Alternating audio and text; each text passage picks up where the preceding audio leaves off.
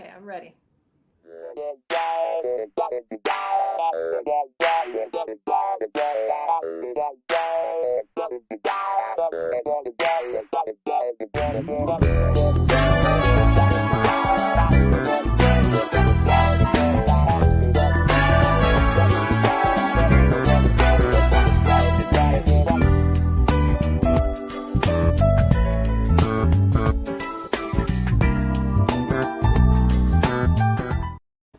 Welcome, welcome, welcome. And for all my friends in the way back in the cheap seats, welcome to the Remember When podcast. I am your host, J.U. Kalkrick. Alongside me is our legal analyst, the Stanford nerd, the Michigan State sports law professor, Deb. How's it going, Deb? Going well today. Going well. Yeah, you've had a day. I've had a day, yeah. But that's Definitely. okay. But nothing, if you had a rough day, pour yourself a cup of Taguava coffee. The Remember When podcast is powered by Taguava.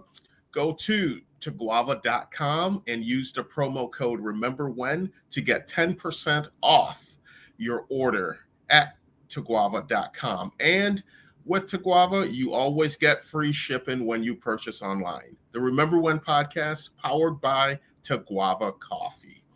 Deb, let's jump into it. I'm excited for the show. We have a great guest, a young up-and-coming artist from Detroit.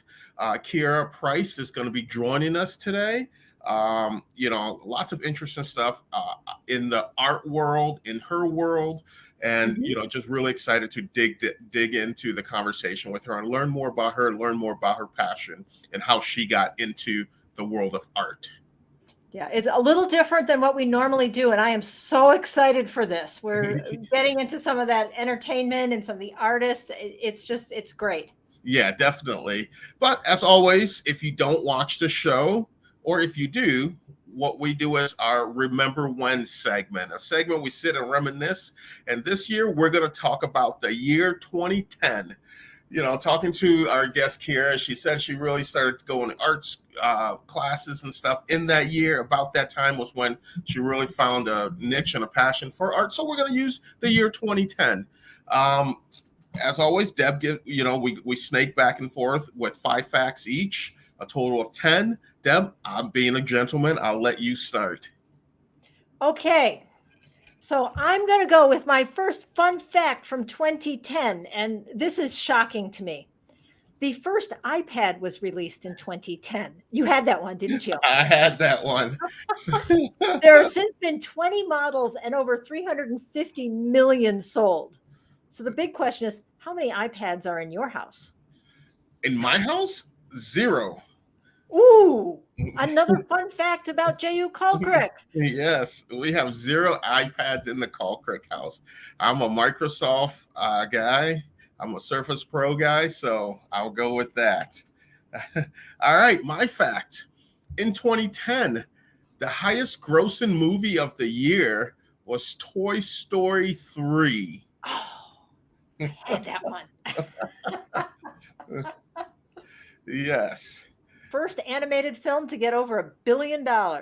Exactly. And, my favorite was obviously the original Toy Story. So, but they were all good. Toy Story 4 for a boat parade.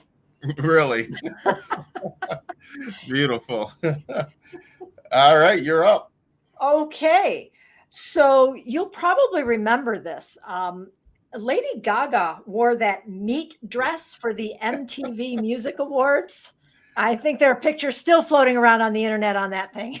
Yes, and today it hangs in a museum. And as always, that was another one of mine that you took. So I have to. All right. In the year 2010, the Hunger Games book was released. The final Hunger Game book was released. Mockingjay or something like that. Mockingbird, Mockingjay. Okay. Have you read any of them? I have not read any of the movies. I've not seen the movies, Hunger Games, or read the books. Okay. It was one of my fun facts, though. But okay. I'm going to go with the person of the year was Mark Zuckerberg. Time Person of the Year, Mark Zuckerberg. Right. Yeah, That is an interesting one. that is. And look at them now.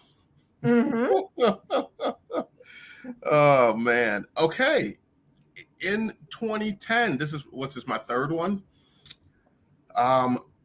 Was the start of the relationship of Justin Bieber and Selena Gomez. Ooh. I'm really digging Ooh. deep now because you took all mine. So Okay. Okay. Well, if we're going to stick with relationships and entertainment, I'm going to go with the fact that Catherine Bigelow was the first female to win an Oscar as a director for The Hurt Locker. Hurt Locker was a very good movie. I have seen Really that good. one. Have you seen that?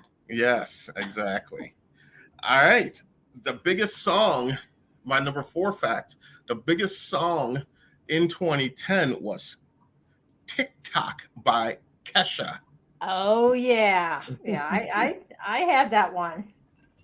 Okay. I'm on my 5th fact. Yep. Okay, I'm going to go with Parks and Rec finale. Parks and Rec, remember that? Ron Swanson. Yep. I think he took a face plant in that finale. That Uh, was a great show. I mean, it's still worth watching. yeah, know? yeah. I saw a couple Absolutely. episodes. I didn't religiously watch the whole show, but I saw a couple episodes of it. I'm catching up. I'm only 12 years late. Yeah. There's still time. All right. My 5th fact. I always like to tie it into our guest. I always try to do something. In 2010, the most popular form of art was street art. Nice. That was the most popular form of art in the year 2010. So, with that said, I want to jump right in because I want to spend as much time as we can with our guest. Our guest, born in Detroit, Michigan, Kiera Price, is an aspiring professional illustrator and fine artist. Kiera, deep down, always was an artist. She was always more excited about drawing in her art classes than anything else. Kiera took her education and passion to further art at the College for Creative Studies, where she's earning her BFA in illustration. And talking to her, she said that she wants to, after that, go and get her go to grad school, possibly at Wayne State, for her art degree. So, Kiera, welcome to the show. Hi. How are you doing? I'm doing good. It's been a long day, but I'm doing good. Yeah, definitely. Yeah, we really, appreciate you taking the time to jump on with us. I've scrolled through your Instagram and I'm in awe of a lot of the stuff that you do. Coming from a guy who failed art class in the 4th grade, you're held on a high pedestal in my book because you have something that I wish I had, the talent to be able to draw and be creative. So, welcome to the show. And, back to that story about failing art class in 4th grade. I blame the teacher. Who fails a 4th grader? What if my creativeness was different from hers? Yeah. It is amazing how our teachers affect us, isn't it? I had the same situation with choir class.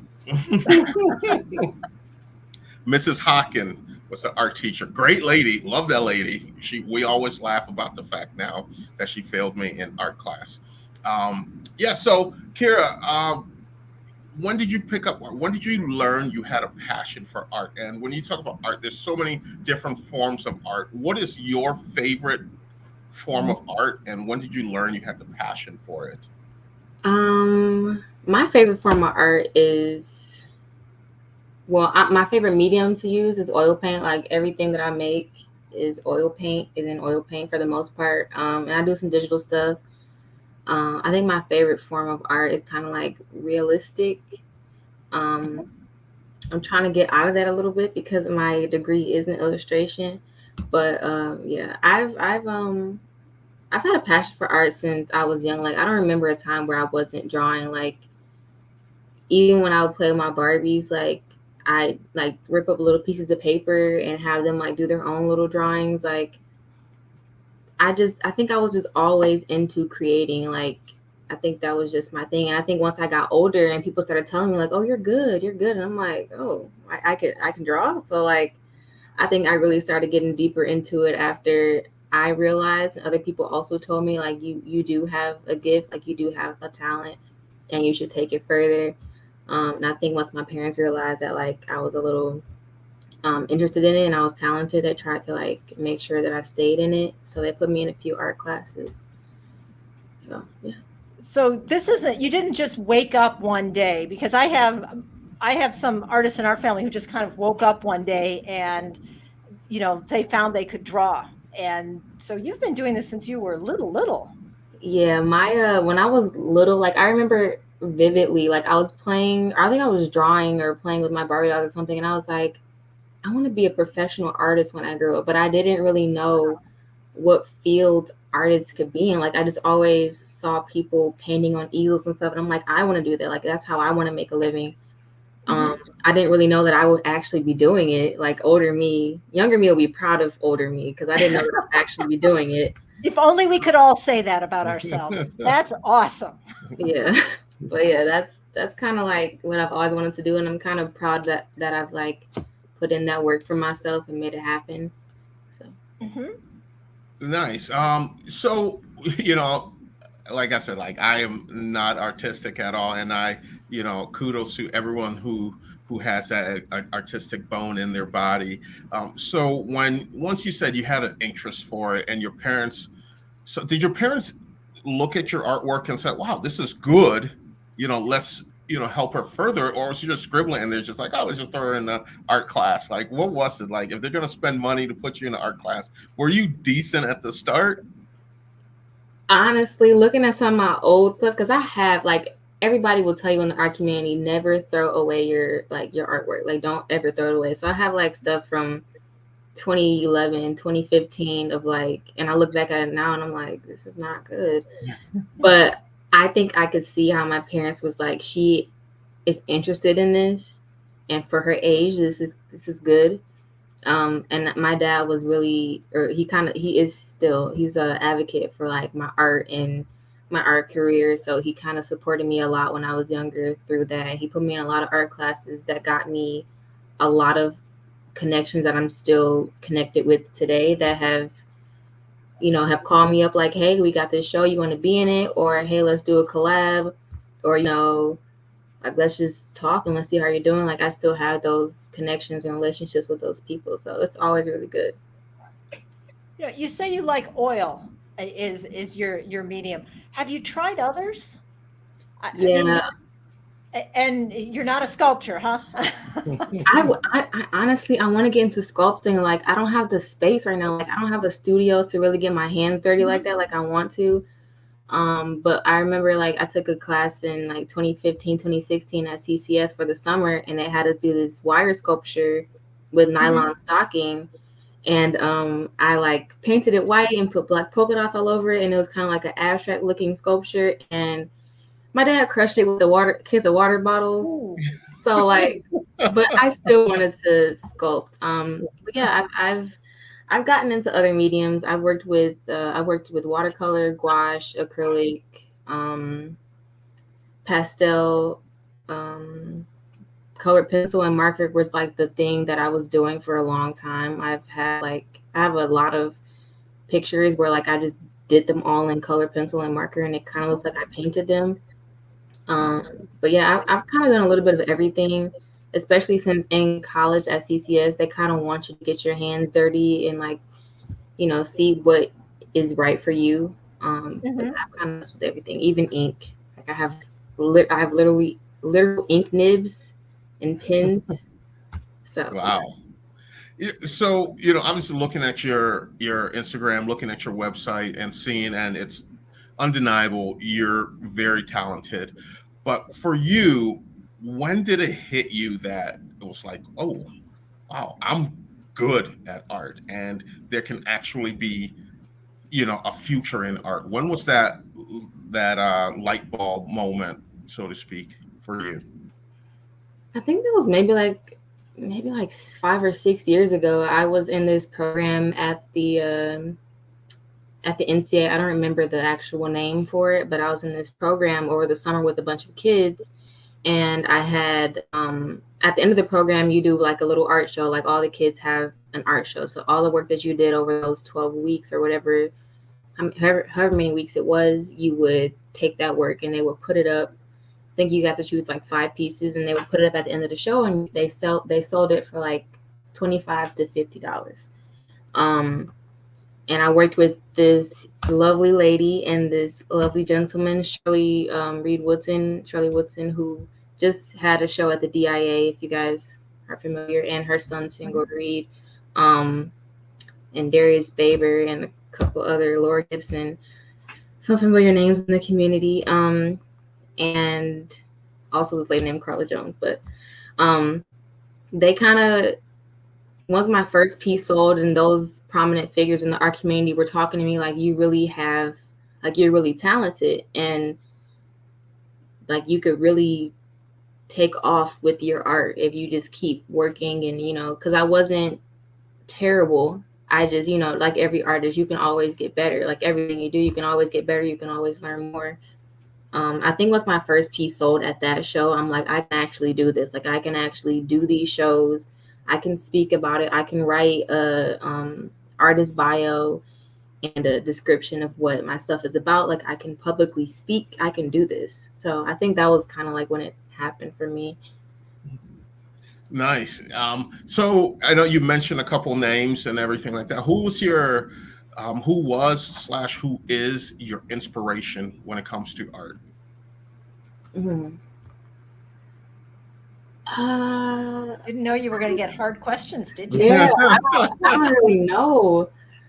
I don't know. I have some people that inspire me, like Mario Moore and Sabrina Nelson and Sydney James. But I don't know if there's anybody who I'm like, those are the people that I look up to. Like, right. I don't know. I don't know. I don't think I really have that person. That's fair. Yeah, that is very fair. Yeah. So with that, and when you're coming up with something, and you have a blank canvas in front of you, do you have an idea of what you want what the finished product to be, or is it just going there and just throwing stuff around and it's like, oh, this looks good, okay, and then it's forming as you go? Or do you go into that like, I'm gonna draw a woman running? I rarely go into an art project just like, oh, I'm just gonna, put something on the canvas and see where it takes me. White canvases, blank canvases give me anxiety. Like they make me nervous. I don't like approaching white canvases. So for the most part, I normally do these things called thumbnails, which are like little sketches to kind of ideate what I want to do. Like this one behind me, I kind of ideated what I wanted to do. And then I'm like, all right, let's take this reference photo. Okay, let's go get the props so we can take the reference photo. And then, like for this one, I kind of just did a couple things along the way. Like there's these little characters that are in it that I kind of just added along the way. So for the most part, I have like a set idea. I cannot go into something without knowing what I'm going to do. It makes me anxious. Like I have to have a plan. I have to have like some structure there. So. Where do you get your ideas for the artwork? Because it's very realistic.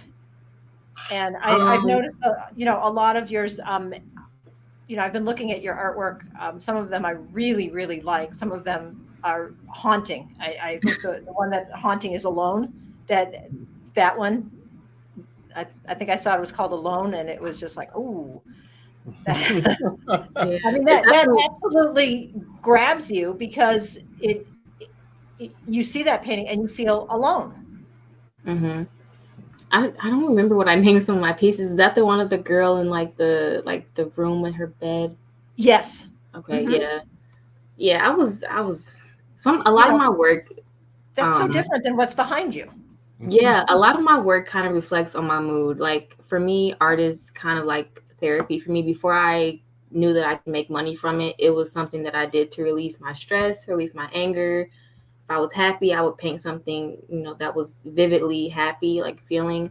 If I was sad, like that was just how I expressed myself, especially being a little kid or being a teenager, especially, and you don't want to talk to your mom and you don't want to talk to your dad, and you're having like these crazy things happening in high school or in junior high. You just don't want to like tell everybody everything. So you just put it in a painting. So a lot of my old work is kind of like vividly emotional, and I'm like scared to show anybody. But now that most of my ideas though come from either I'm feeling or what I want to accomplish, what message I want to say. Because with art, you can say a million things without saying anything. So it's either how I'm feeling or, what message I want to say, or, just something for fun. And the one back there is a painting of my mother. I think that one's also on my Instagram, but that one is a painting of my mother. I kind of set her up in my room, actually, dressed her in like this gold cloth and this fancy looking thing, and set some bricks on her, which she wasn't happy about.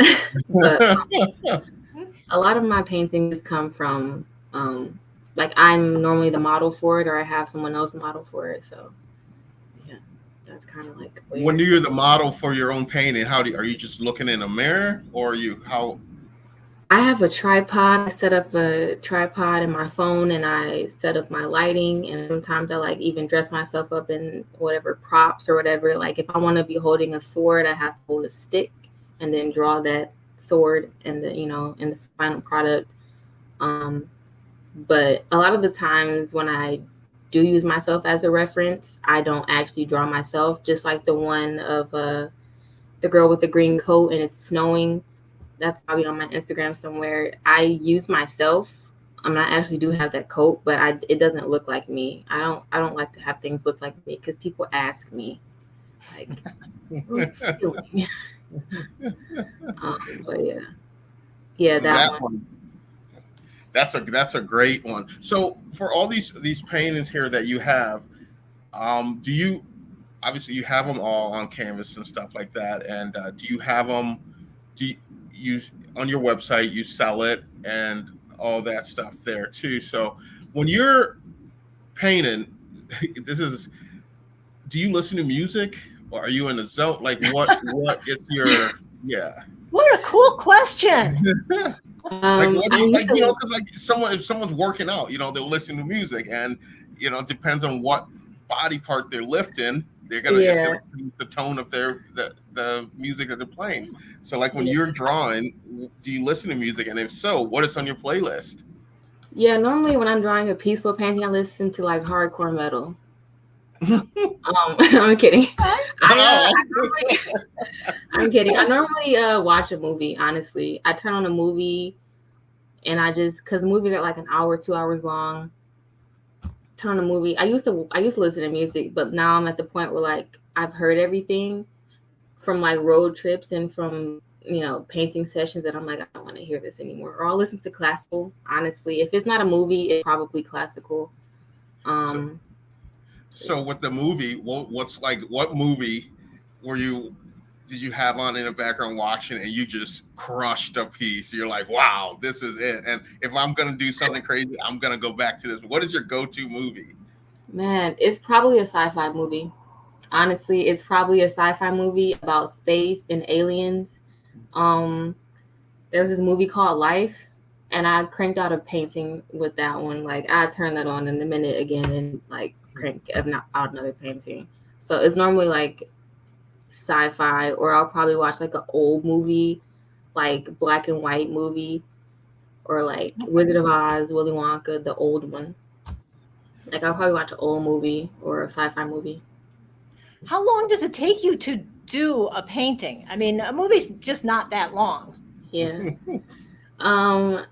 Sometimes I'll break it up into like hours, because I have other things to do during the day, so I can't just like sit all day like I want to.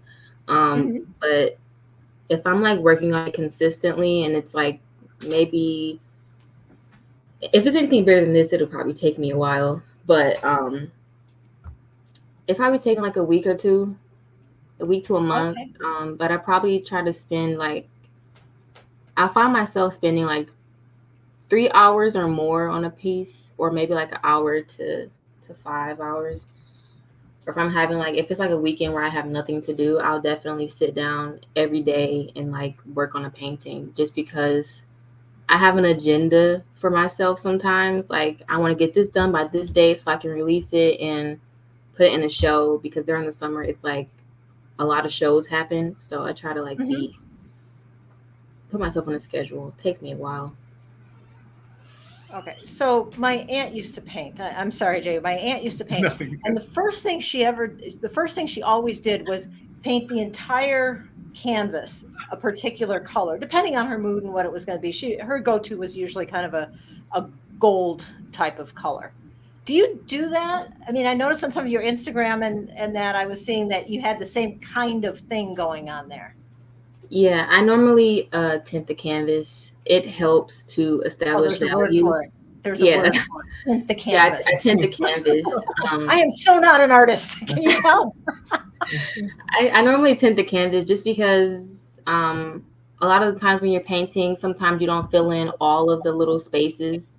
Mhm. So the color that you put behind it is very important, because a lot of the times that color will shine through.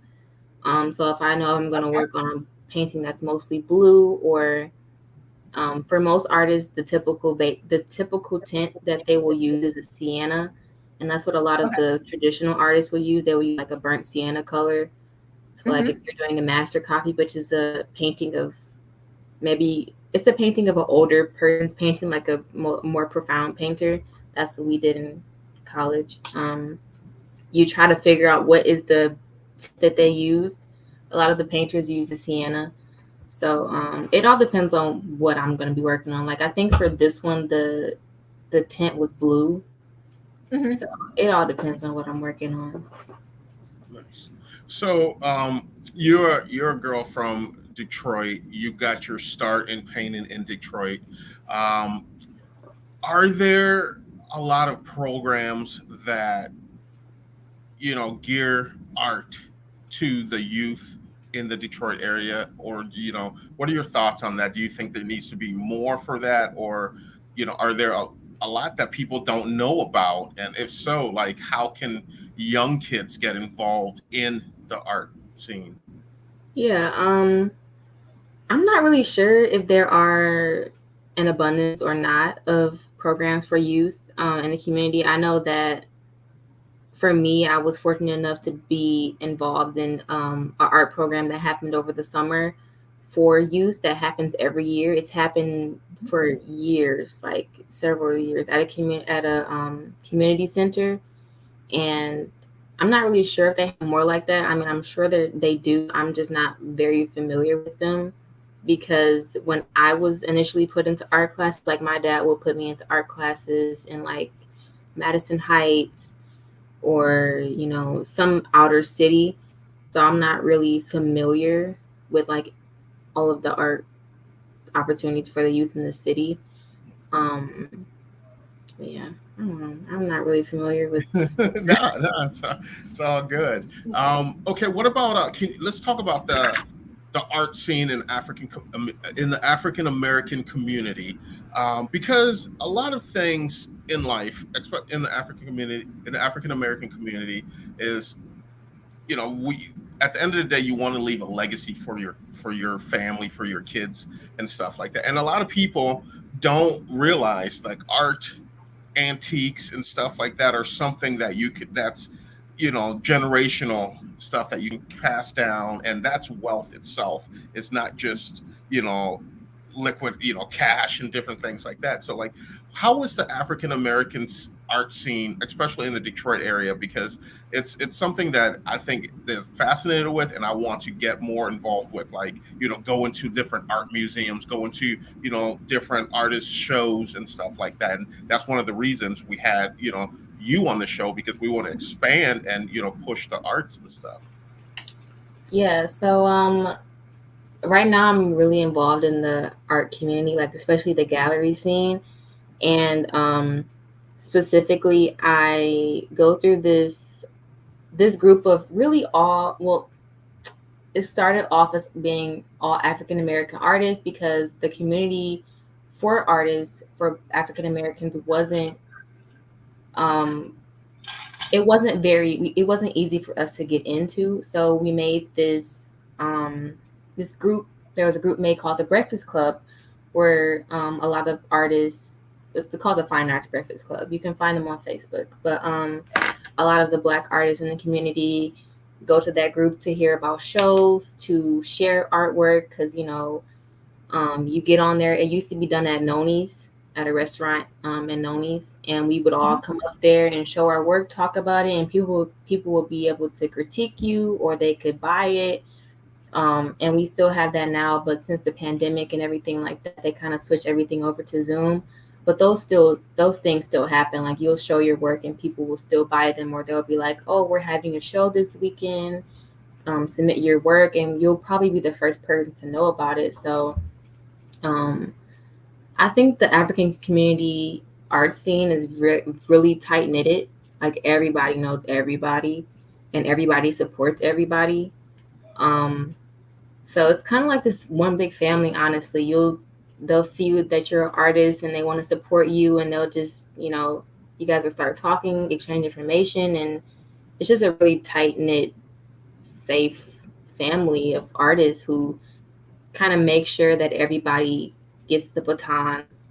So it's great, actually. Community is so important with that, isn't it? Yeah. So what, and then so from the sports side of things, there's a lot of battle for equality and gender equality. Basketball, the WNBA wants to be paid and be on the level of the NBA. All those different things. Is that similar in the art world, or is it an equal playing field and gender wise for men and women in the art community?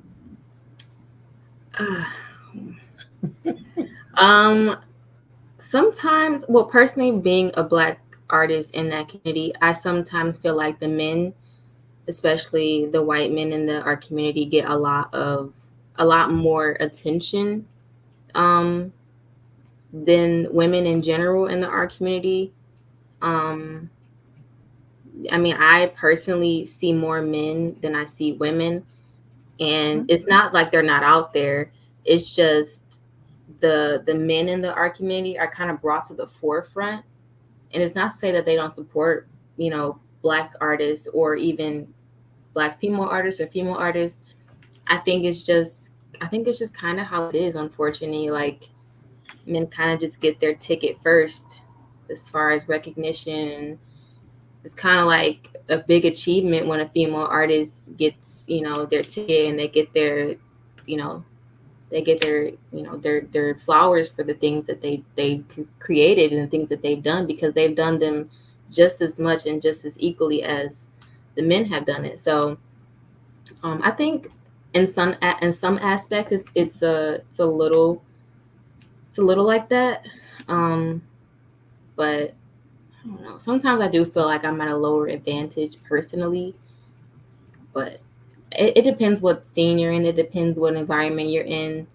I know there's a lot of shows and galleries, exhibitions that are specifically geared towards all women artists being in that show, like for all female based art. So there are opportunities for women artists. I just think that sometimes it feels like there's this uneven playing field. So you've mentioned both race and gender. Yeah. Which is a lot like sports in the real world, right? Yeah. Well, so is there, something that can be done to, even the playing field? Like, I'm not asking you to solve before you graduate, you could solve this problem. That's your college thesis. But, yeah, like shining more spotlight on women, on minority women, and like, how can that be done? Like, how can someone listening support women in art? I just buy their work. Like, we make great stuff too, and that's kind of all we're asking, is for you to buy and support, and like let people know that we are out there. Like, we're artists too. We're great artists too. We make great work, and Okay. I think that is that's a lot of. I think that's like a lot of what it's all about. Just sharing and supporting. So, speaking of buying your work and a platform to buy your work, I know you're part of this You Belong exhibition that's happening. It's going through June, June 18th through July 23rd. Can you Mhm. tell us about that? Like, what is that about? What's the process to that? How can someone go to check it out? Yeah, so the exhibition is basically about what belonging means to you. Like, what does belonging look like to you? So, for my piece, it was a girl sitting in the water in like a forest type area because I really resonate with nature. Like, that's what calms me down, that's what clears my mind. So, that's where I feel like I belong. A lot of people have their own representation of what belonging is, of what it means to them. And to be able to go to that show, all you have to do is go to my website. It's KNXPX, or if you go to my Instagram, it's in the bio. And it's like right on the front page, like it pops up. I made it a pop up. So you can just learn more. You can click to learn more, and it'll take you to the free tickets that you can get. I think they just basically want to know who they're going to be, how many people they're going to have in the gallery that day because of COVID. They want to make sure there's social distancing and stuff. Um, all you have to do is just sign up for that free ticket, or you really can just go in and check it out. Um, it's right on Where is Grand it? Boulevard. Yeah, it's on Grand Boulevard. If you've ever seen that mural, The Girl with the D Earring by Sidney James, I believe that's who painted it. Um, it's in that building. It's called Chroma Detroit. Over there on the Grand Boulevard, and I want to say Woodward. I believe that's right. Yeah, I think right around there. Yeah, so it's around there. So yeah, it's really easy to get into. You just got to let them know that you're coming, or you can just really stop by if you're near. Yeah, so it's open. Go check it out. So, what do you think? What's your biggest achievement so far? Mm, Like, what my what are my you biggest. most proud of? Is it a piece of art? Is it being in CCS? What? Oh man, I think I have a top three things I'm most proud of Okay, right I'll now. give you three. I'll even give you four. Yeah. So I think my first one is getting to this point. Like, this is little Kira's dream, to be an artist, to be painting, to this is how she makes her money. Like, this is it was a time where I'm like, I can't do that. Like, I can't draw like that, and I'm drawing like that. So I think that's a big achievement. And getting into CCS is another one. Mhm. Because I That's quite an just achievement. that was a dream school for me, and I think that's something to be proud of. Like, I've achieved those two top things, and I think the most recent one, not to brag, Oh, crap. but Right. That's what this is for. I just entered a piece into a show that is happening at the Detroit Historical Museum, and it got accepted. So I will be in that show. They haven't sent me the dates yet of when it will be, but once I know, you guys will know. But that's one of the three, and I think that's it. That's great. That's a great That's awesome. achievement there. Yeah. Yeah. So, we're gonna wrap things up here a little bit. What's the next step for you? What's the goal? What's the end goal in all of this? I know you said you're going to be graduating after next year, and then you want to go to grad school. Um, then what will be next? Like, what's the next step for Kira? I want to go to grad school to be an art teacher, so hopefully I will, go through with that and get my master's and be an art teacher in art education. And I think aside from that, I just want to be one of those figures who are like known in the art world, and my piece goes for. I have a goal. I have a number goal in mind that I Okay. want some of my pieces to sell for. I can't say though. Why Um, not? Speak it into existence. okay. I kind of want a piece to sell for like $1,000 or more. Like, I don't think I've ever had a piece sell for more than like $800 or $900. I think I've always just been scared to like overprice because people won't buy it. But I've learned as I've gotten older, like people will buy what they want to pay for. So yeah. But yeah, just being an art That's a good teacher goal. and That is a very good goal. I think that's phenomenal, and I think that you've gotten pretty close is really phenomenal too. So, thank you. well, I know we're wrapping up, but that just brought me to a next question there. You work on something so hard. Like, how do you put a value on that? Because, like, I've in my mind, like art, something you can't really put a value on. It's just like you said, what someone is willing to pay. But if you're going to go to a show, like, how do you say it's this? Is it the sweat equity that's in it? Is it the well, how do you value a project? Yeah, it's a couple things. If I'm putting it into an exhibition, um, I base it off of the commission that the gallery is going to take because for the most part, the gallery is always going to take some type of percent, whether that's 25, 30%, they're always going to take some type of percent. And if you go to like a bigger gallery, they'll probably take more. So you don't want to price your piece at a rate that's not going to make you any money. You want to make your profit. And I also base it off of my materials, how long it took me to make, um, really just my materials. I want to make sure that I'm making a profit. I want to make sure that what I spent, I'm getting back, and then I'm making over that. So that's kind of how I base it, really. I had to go through this whole little guide of like how to price your work because somebody told me one day, like, you're underpricing your work and you need to stop doing that. So I kind of base it Nice. off of that. Yeah, that is hard to figure out what something's worth. And I know when people look at your artwork, somebody's going to say, "Oh, I love this one," and someone else is going to say, "Oh, but no, that one's better." And Yeah. this one, I mean, it's so personal. Art is so personal. Yeah. Do you have a Um, favorite piece? I'm yeah, sorry.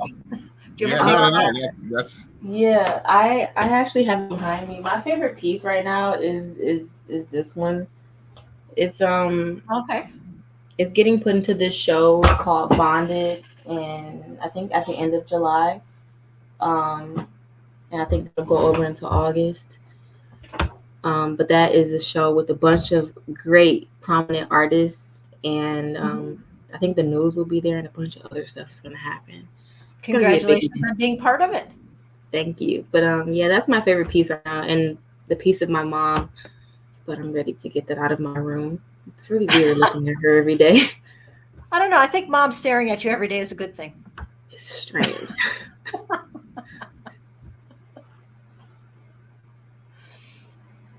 I think But yeah, Ju yeah, I might think have he's frozen frozen. there. yeah. I'm Oh, right. I'm here. I'm here. he's Yeah.